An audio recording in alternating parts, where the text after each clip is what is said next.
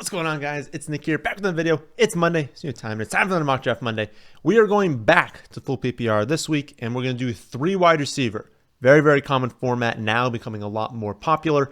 We've done some later round drafts. So yeah, I wanted 1 through 7. We're the 4 pick this time. So 12 team, full PPR, 3 wide receiver, 1 flex spot. Maybe we'll do a 3 wide receiver, 2 flex spot soon, but we'll keep it the 1 flex spot now. Defense, no kicker, as we should always do. And we're going to keep everything normal for now, and we're not going to add an ADPs. As we get real ADPs, I'll not only update the ADP app on the website, but we'll start to do real ADPs in these. But, you know, let's be honest, no one's drafting on ESPN right now, so we can't exactly go with that. So, pull up the draft board. Christian McCaffrey, CeeDee Lamb, Tyreek Hill. That is exactly how I have the rankings in full PPR, 3 wide receiver. And yes, I do have 3 wide receiver specific rankings on the site for full and half PPR. Not too much analysis needed on this one. This whole thing. We're going to take Jamar Chase at this one, and we'll kind of talk about analysis in the next round. So when you think about a 3 wide receiver league in full PPR, obviously you're going to want wide receivers, right? Our plan in this draft is to be starting a wide receiver. Obviously we have to in all 3 wide receiver spots, but then also in the flex. We should assume every single week we're starting 4 wide receivers, which means we should probably have like 5 wide receivers that we feel really strongly about, because we're going to have 4 buys. We're going to have 4 chances for injuries, 4 chances for bad matchups, 4 chances for really bad weather games. Like every single week, there's 4 opportunities for all of that. So you're going to use your 5th wide receiver a lot. And he kind of also devalues running that position. The rankings obviously take that into account. So after we go, we see Jefferson, St. Brown. I'm going to just talk about the wide receivers here. Jefferson, St. Brown, A.J. Brown, Puka, Marvin Harrison Jr., Adams, Garrett Wilson, DJ Moore, and Brandon Ayuk. At running back, we see Breece Hall, Robinson, and Gibbs go in round 1. And then JT, Kyron, Saquon, and ETN go in round 2. Makes sense. Maybe could be slightly more wide receiver heavy, but I would say for the most part, that made sense. Maybe you could mix in Sam Laporta. Maybe you could mix in Josh Allen into that range. Personally, my drafting style, I don't love it. I think round 3 is a really good spot to start attacking the quarterback position, start attacking the tight end position. If you really want one of those like true difference makers, round 1 and 2, most years should kind of be reserved for, running back and wide receiver. They're just so important for those positions, and we have opportunity to kind of gain extra value at tight end and quarterback. Also, technically, we look at the roster here. Again, you get 1 extra spot that is not those. So for every single spot you add, let's say you add a flex spot, you add another flex spot, every single starting spot on your roster that cannot be a quarterback devalues quarterback, right? And it increases the value of all other positions. Technically, tight end goes up a little bit, at least in respects to quarterback it does. But since you're not, and talking about like multiple like flex leagues, since you're not probably gonna start a tight end in those flex spots, it mostly just really increases the value of wide receiver, running back. But again, we didn't have multiple flex spots. We had the extra wide receiver spot. So wide receiver, again, very important. So who are the top options in this draft? We've got Olave, Pittman, London, Mike Evans, Debo, Diggs, Nico, Waddle. That's kind of who you're looking at there. Again, Laporta, Kelsey still on the board. Allen, Hurts still on the board at quarterback, but I don't think we're going to go there. If we wanted to go with running back, it looks like top in my rankings is Jacobs. Then after that, it would be a pretty big drop down into Derrick Henry, but it'd be Jacobs or Derrick Henry. Obviously, Jacobs would be phenomenal in, a full PPR format because he's going to add on a ton of receptions. But in this format, I have Chris Olave as the 19th overall player, top player still on the board. I think we go after Olave here. Just verify that. We're going to go after Olave here. Grab that second wide receiver. Think lock that up. Makes a lot of sense for the build. They didn't have the pop-ups. I don't know who got drafted here. So they do start attacking tight end and quarterback after that. So we take Olave, Pittman and London go, Pacheco goes, Hurts, Allen come off the board, and then Sam Laporta as well. So again, our roster is Jamar Chase, Chris Olave, a really strong duo at wide receiver. We're still perfectly comfortable attacking the wide receiver position here, but as we continue to do that, we need to recognize that we're getting slightly less value. One thing we always want to keep in mind is as you continue attacking one position, as you continue just gaining depth at that spot, realize that you're throwing a little bit of potential value out the board. So I don't actually know. Let's just like see who the top wide receivers are on the board. But if there's one that stands out, you can still go with it. But if we add this third one, now we sit down round 4. What if there's another really good value wide receiver? We can still take it, but it's slightly less valuable to do so. And so just think that in the back of your mind. If it is very close and you're already stacking one position, you kind of close a door. If we go to Josh Jacobs here, now we go into round 4 and anything is available to us, any position. So whatever the most valuable spot is, we can still attack that. If we take Mike Evans, who I think will be the top wide receiver, let's see,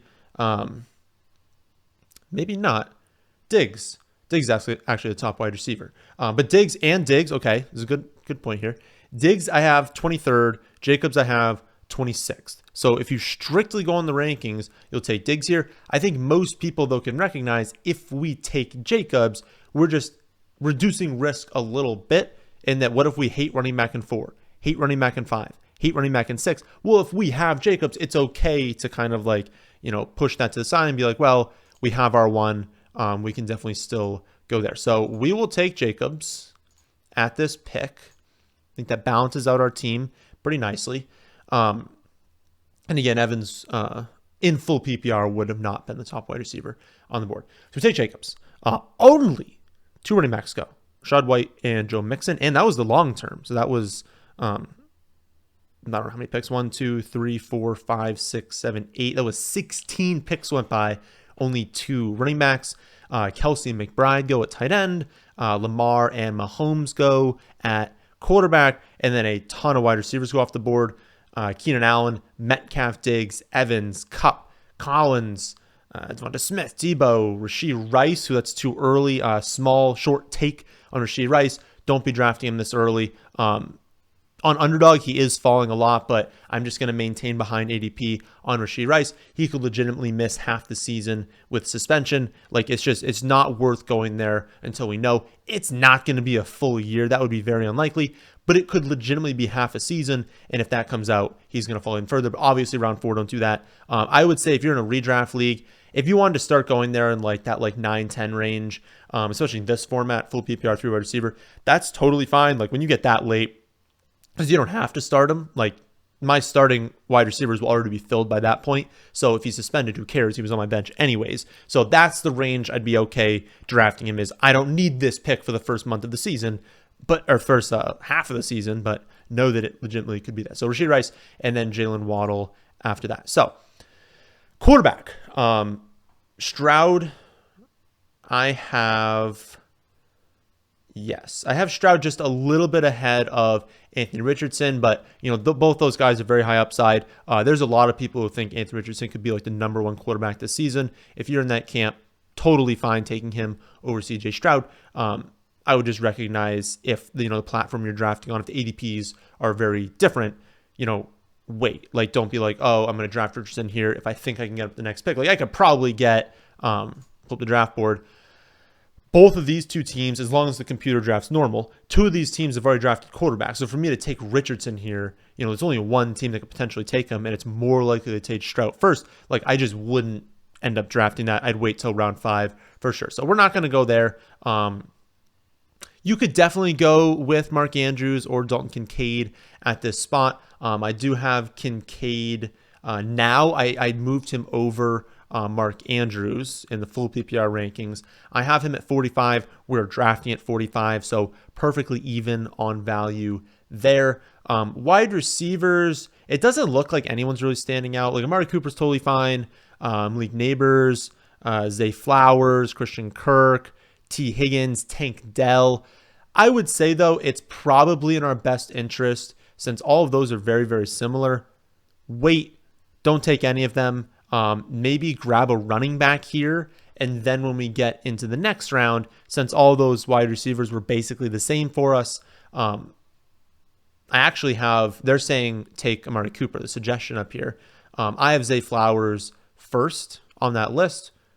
Decent chance he's there, but if he's not there, we can go with one of those other options. Not too big of a downgrade. I don't think we would double dip. I think just because of what is available to us at running back right now, we should probably capitalize on that. I'm not like huge into Devon Achane, but I also have him at 27. I have him one pick behind Jacobs in full PPR. On Underdog, he's going in round 2, and that is a very wide receiver heavy format. That's also half PPR.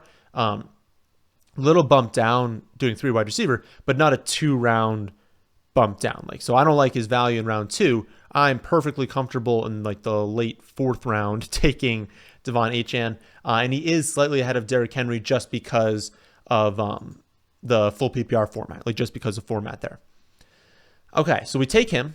Like we said, no quarterbacks came off the board as we predicted. Amari Cooper, Christian Kirk, and Zay Flowers does go. And then Alvin Kamara, Aaron Jones, and Derrick Henry come off for running back. So if we went back to running back, which we probably don't want to do, but if we wanted to right now, you could definitely take James Cook, maybe Ken Walker, but we've pretty clearly hit a drop off after the Achane pick. And since it's 3 wide receiver, we just don't need to go there. So Jacobs Achane is a really good duo for us at running back.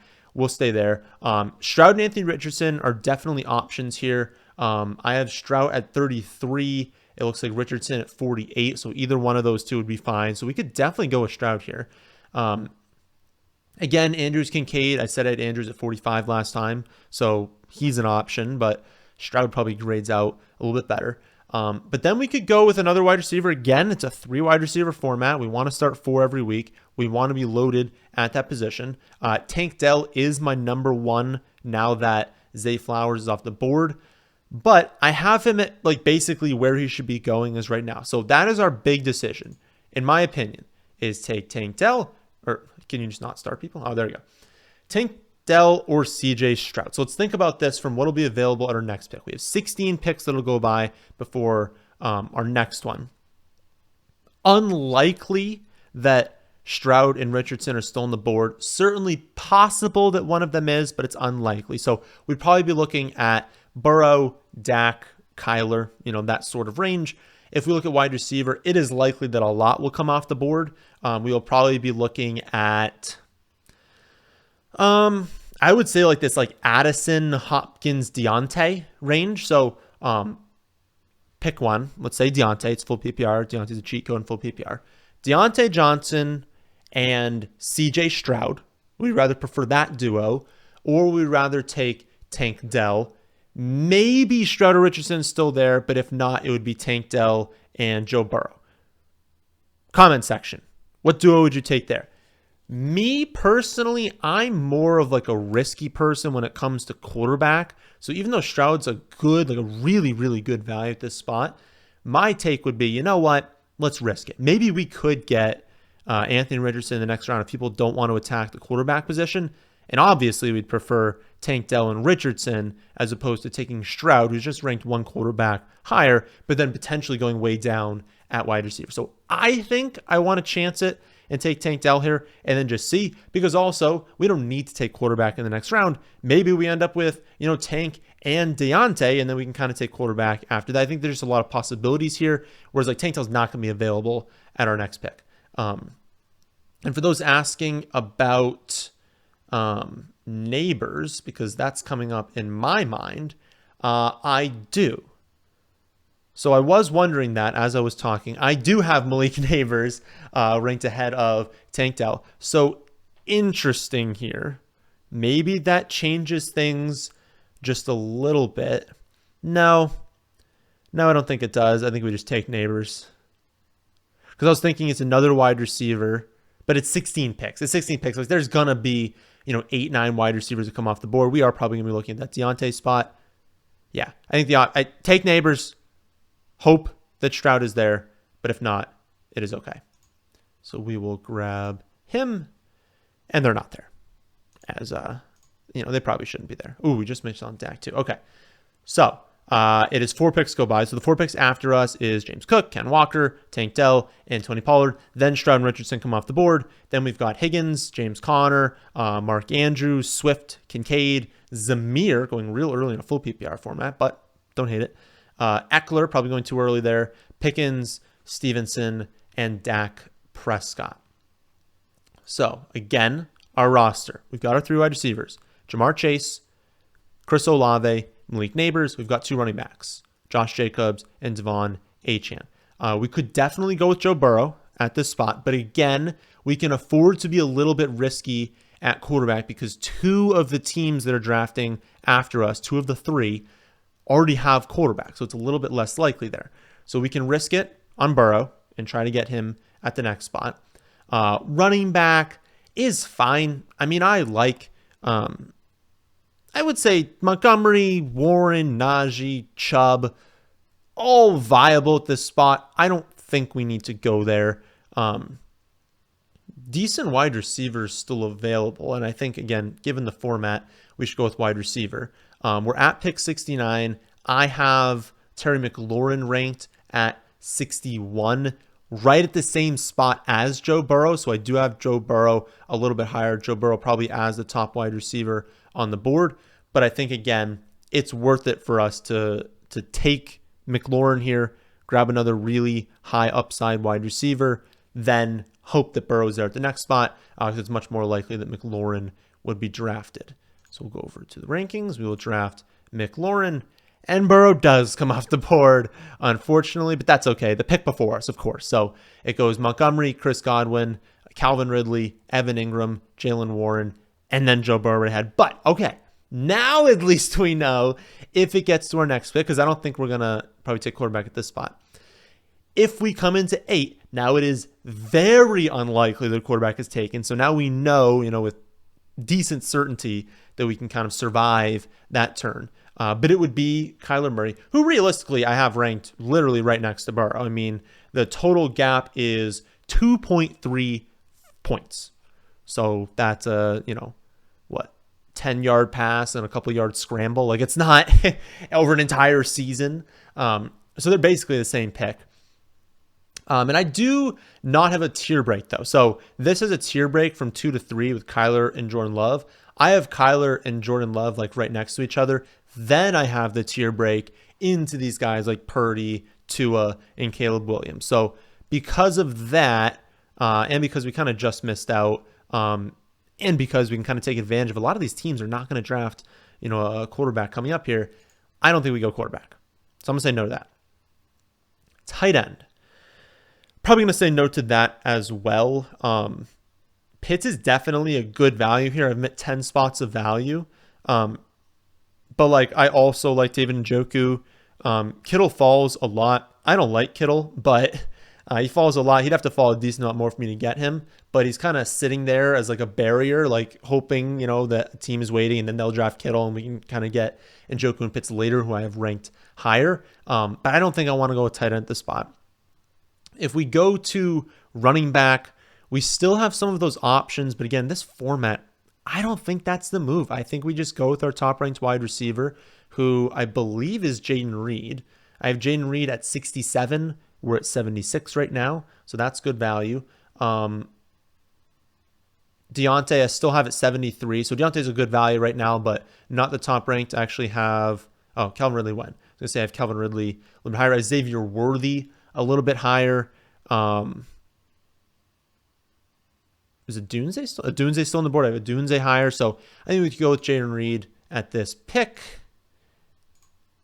And then we see what happens after that. So we do see Kyler, Jordan Love, and Purdy come off the board, which means all teams have quarterbacks except for us. So we can wait a little bit longer. Typically, I do like kind of having quarterback figured out by this point. But I don't think it needs to be done. Again, we want 5 wide receivers we feel very strongly about because we're going to use that 5th wide receiver a lot. There's going to be 4 bye weeks, 4 bad matchups in rain games. 4 opportunities for injuries every single week, and you're not perfect at drafting. Like, what if Chris Olave doesn't have a great year? What if Malik Neighbors takes some time to break out? What if Daniels isn't an amazing rookie quarterback right away, especially in the passing game, and Terry McLaurin doesn't really get going? Like, we're going to use Jaden Reed probably a lot, maybe even a lot early in the season. And so it's not just like a throwaway pick. We're going to use that pick a lot. Okay, big names that came off the board: Kyler, Love, and Purdy at quarterback. No tight ends. More running backs than wide receivers. Only Worthy, JSN, Deontay, Addison, and Hopkins, and then a decent amount of running backs do come off the board. So we're up. My top quarterback left is Caleb Williams, but I have Caleb Williams right next to Tua. Caleb at pick 80, Tua at pick 83. So good value on them. But let's be honest, Justin Herbert could still have a pretty solid season. Jared Goff can definitely have a good year. Trevor Lawrence, Kirk Cousins, if he's actually going to be like the full-time quarterback, he's going to be 100% in week 1. That's a great offensive situation. So there's plenty of options still on the board, and it is highly unlikely one of the teams of this turn takes quarterback. So it doesn't really, benefit us all that much to take that position. Wide receiver. There are still wide receivers we like, but now that we've taken 5, we're now taking our second bench wide receiver, so it becomes a little bit less optimal to go to wide receiver, though, again, there's some great options still on the board. Running back, we would be taking a running back on the bench, but could benefit us if maybe there's one that we feel pretty decent about. I would say we're probably on the second page here. Basically, I'm looking at Chase Brown. I'm looking at Jonathan Brooks, Corum eventually. But I have Brooks ahead of Chase Brown. A little bit of a reach at this spot, but not too bad. So here's my thoughts. I think I want to go with Pitts. I have Pitts as a really, really good value right now. Grab Pitts. Maybe grab Brooks after that as that third running back who's going to get great volume, and I definitely think Miles Sanders could be traded away. You trade away Miles Sanders and you only have Brooks and Chuba, on a team that really wants to run the ball. That's a great, great situation. Do they have... So 2 of these teams have tight ends. Ingram's off the board. It would be a pretty big drop down for me going from Pitts to Kittle if we do miss out on Pitts here. And since I think Brooks will still be there, I think that's the move that we should do. So let's take Pitts. I know they're going to grade it as a reach, but take Pitts and then take Brooks after that. I think that's the move. And then just kind of hope that teams that already have a quarterback don't really draft their second quarterback, and they don't. Okay, so we played that out correctly. We get Pitts. We get Brooks, our first bench running back. Between the Pitts and Brooks picks, Marquise Brown, Zeke, Ladd, Coleman, Adunze, and Chase Brown all come off the board. And then Kittle does go the pick before we're about to go after this. No quarterbacks, and then kind of an even split at running back and wide receiver. Not going to list off all those options. So we can just come up here. Why don't we just kind of do it this way? Top options at quarterback are, again, Caleb Williams and Tua. But again, these teams already have quarterback. We are getting to a range where, I don't know what the computer will totally do, but we're getting to a range where, you're sitting here in the draft, just because the team had Allen and Hurts, they weren't taking quarterback to begin with. But as we get into rounds, 10, 11, 12, 13, well, now it is possible they do take that back up, and you don't want to wait too long. So I'll pull up the quarterback rankings right now. I have Caleb at 80, Tua at 83. We're at 117. So it's a really, really good spot to grab one of these two. Theoretically, we would stack with Devon Achane if we had to take Tua, but again, it's not best ball. You don't need to do that. At running back, we're mostly in the handcuff range, and we already have 3, and I'm only starting 2 each week, so I don't think you need to do that. I probably wouldn't want to stack Dobbs with Jaden Reed. I'm hoping Jaden Reed kind of, breaks out, has a ton of receptions, and that's not really going to help us with Dobbs. And I don't know. I mean, there's some decent options. Like Curtis Samuel could definitely rack up a lot of receptions. Shakir, if you think he wins that. Maybe. I mean, Curtis Samuel is one of the only ones that I feel like that great about. Where do I have Curtis Samuel in this format? Because the play might be, because we're not going to take another tight end. The play might be to just go after Curtis Samuel and then take quarterback the pick after. 105, we're at 117, so not terrible value there. And he is the top wide receiver still on the board. My thought, though, is it worth potentially? I think it is, because I basically have Tua and Caleb as the exact same pick. So, yeah, okay. Take Curtis. It's fine if they end up taking a quarterback. They don't. Awesome. We'll go in here and we will take Caleb Williams. All right. Nice. They didn't end up drafting another quarterback, so theoretically we could have waited. But I think if you were in like a human draft, I think some of these teams would have started to take backups. So I think it was still a smart decision to draft out there. So we've got 5 picks left. 1 will be defense, so 4 actual picks left.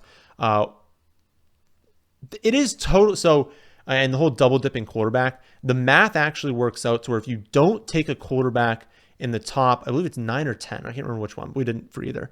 Top 9 or 10 rounds. If you don't do that, you should actually take 2 late, just because it's kind of difficult to hit on quarterback. It's actually the same thing with tight end, but we took one in 8, so we need to do that. But tight end and quarterback, if you wait late, you're actually supposed to double dip and take 2, because it's not easy to hit on those breakouts. And so just giving yourself that second opportunity to do so. Plus, if you waited, especially on both of them, you already took so many running backs and wide receivers that it benefits you a little bit less taking a shot on one of them because you already have so many. So we're not going to take a backup tight end, but I would not be opposed to taking Tua here and just being like, okay, maybe I start this. I mean, basically, your streaming matchup. Maybe you start the season with Tua because you know kind of the general games he's going to have. Maybe you wait, see what you have in Caleb Williams.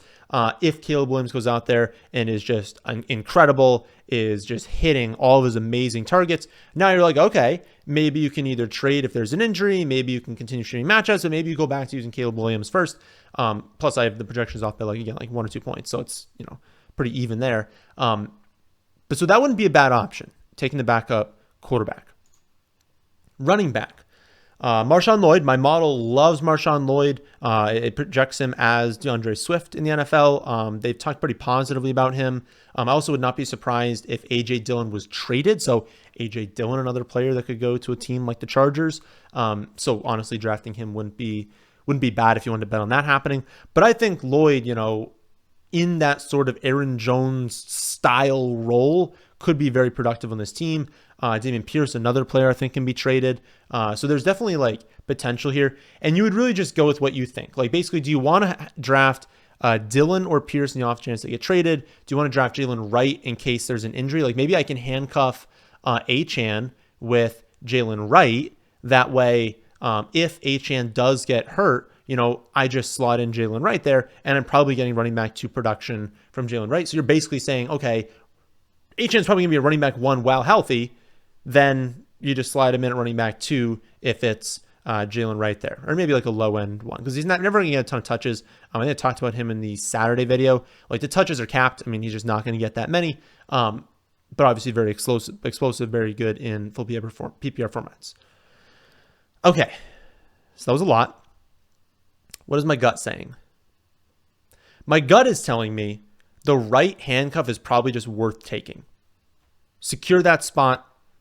We haven't gone heavy at running back. Secure that. Maybe just take Tua after that. Just go all in on Miami, but take that back up. But I think it's worth just taking Jalen Wright here. Just locking in the handcuff. I think that makes sense. They take Lloyd, so I could have considered Lloyd there. So option at this pick is we can take Dillon or Pierce and hope that one of them gets traded. I would say Pierce is probably a little bit more likely. It's probably pretty even which one of those 2 gets traded. We are still in a format again that favors wide receiver. And we do have 6, but I definitely want, if we pull up our bench here, we got 3 bench spots left. I definitely want one of them to be a wide receiver. So if we do, we could just do a wide receiver, a quarterback, and a running back. Maybe that's how we can kind of split it. So how would we divvy that up? At wide receiver, I think I'd wait because there's some really strong potential options, but I don't think the difference between like AD Mitchell, Wicks, I wouldn't do Wicks because I have Reed, but AD Mitchell, Polk, Pearsall, Burton, like basically all of those rookies, I don't think the odds that any one of them has a really strong breakout is like that much higher than all the other ones. So I feel like I would wait there. I think it's Tua, Dillon, or Pierce. But honestly, we probably don't even need to go with Tua because I'd be fine grabbing Goff. I'd be fine grabbing... Honestly, you could grab Daniels and just be like, which one of these two breaks out? Because one of them is probably going to have a really strong season in fantasy. All right, I think that's the move. Let's take Pierce because I think Pierce is slightly more likely to go to the Chargers. And if he gets that landing spot, then it's just wheels up for that. So let's take Pierce. Someone took Tua. So because of the drop-off, I don't think we would go there. So we'll take AD Mitchell. He would be probably the most likely to have that really strong season. And then we'll take, unless someone stands out, we'll take a backup quarterback. Just because, again, having the rookie and Caleb Williams, we just don't know. But it wouldn't be against it. That's an up to you thing. Mathematically, you're supposed to take this backup quarterback.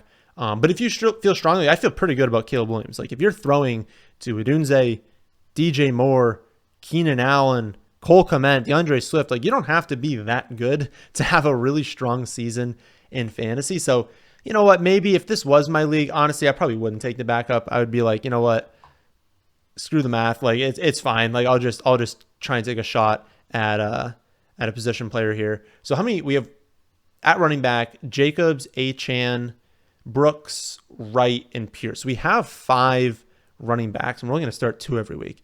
We have Chase, Olave, Neighbors, McLaurin, Curtis Samuel, AD Mitchell. I do actually think we'd be better off taking a wide receiver here. You could take Quentin Johnston in the hopes that he kind of puts it together this season, or you can start attacking some of these wide receivers. Maybe you take Pearsall in the off chance that one of Ayuk or Debo gets traded away. I would say Quentin Johnston probably has the best path. But I wouldn't hate going with Burton if you think Higgins leaves, Corley if you like his talent, but I think Quentin Johnston probably has the best path here. So we'll take him. We will take a defense. We will review the team, and we will get on out of here. Again, haven't done any research into defenses yet. Okay, here is the squad. There we go. Trying to make it bigger for you guys. Starting lineup. Caleb Williams. So we take the hit at quarterback. But again, I think he has significant upside this season. Caleb Williams. Josh Jacobs. Oh my goodness. Yes, Josh Jacobs. I don't know why I thought that I said that wrong. Okay. Josh Jacobs, who I think is probably going to be honestly, I think he's probably going to be a top 7 running back this season. But he could easily be a top 5 running back. Devon Achane, Jamar Chase, Chris Olave, Malik Neighbors, Kyle Pitts, Terry McLaurin, Eagles defense. And then on the bench, we've got Jaden Reed, Jonathan Brooks, Curtis Samuel, Jalen Wright, Damian Pierce, AD Mitchell, and Quentin Johnston. I think a good blend of a few rookies, of a few younger players. We typically lean younger on the bench, especially because starting lineup-wise, I feel pretty strongly that we could start this starting unit for a good chunk of the early portion of the season, and then we can start to mix in. If you draft too many rookies, which we're on the cusp here, but I don't think we drafted too many. If you draft too many and you're relying on 3 rookies that you're starting plus all of your bench's rookies, it can just take you a little bit of time to get going. I feel good enough. Yes, Neighbors a rookie. Yes, Caleb's a rookie, but I feel pretty good about starting them in week 1. So that'll do it for this Mock Draft Monday. Again, tomorrow, live, 6:30 Eastern. Come with any questions you guys have. I'll try and answer all of those. So as you watch this far, be sure to hit the like button. Make sure to subscribe to the channel if you're new here, but I'll catch you guys on the next one.